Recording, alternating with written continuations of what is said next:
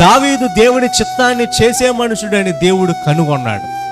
ఈరోజు దేవుని సంఘంలో ఉన్నవాళ్ళం, ఈరోజు యేసు ప్రభుని నమ్మినటువంటి మన మనసులు కూడా ఇతరులకు మేలు చేసేవిగా ఉండాలి. నిజంగా యేసు ప్రభు యొక్క వ్యక్తిగత జీవితాన్ని మనం ధ్యానం చేసుకున్న, వ్యక్తిగత యేసు ప్రభు యొక్క చరిత్రను మనం చదువుకున్న, ఎవరికి అపకారం చేసిన వాడిగా ఆయన కనపడ్డాం. ఆయన నమ్మిన వారముగా, ఆయనను పూజించే వారముగా అదే మనసు మనము కూడా కలిగి ఉండాలి. ఆ మనసు కలిగి ఉంటేనే పరిపూర్ణత అవుతుంది మన క్రైస్తవ జీవితం. దేవుని మనసు మనము కూడా పొందుకోవాలంటే ఏం చేయాలంటే, ఒకడు నన్ను ప్రేమించాలి. మొదటిగా దేవుణ్ణి ప్రేమించాలి. దేవుని ప్రేమ చాలా గొప్పది.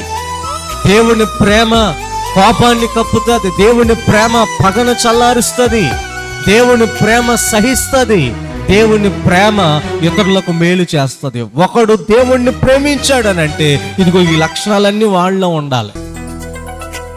దేవుని మందిరానికి వచ్చేటువంటి సంఘముగా ఉన్న మనం సమాజానికి మన ప్రత్యేకతను కనుపరచాలి. మన గ్రామానికి, మన ఇరుగు పొరుగు వారికి, దేవుని నమ్మినటువంటి బిడ్డలముగా ఓ ప్రత్యేకత వారికి చూపించాలి.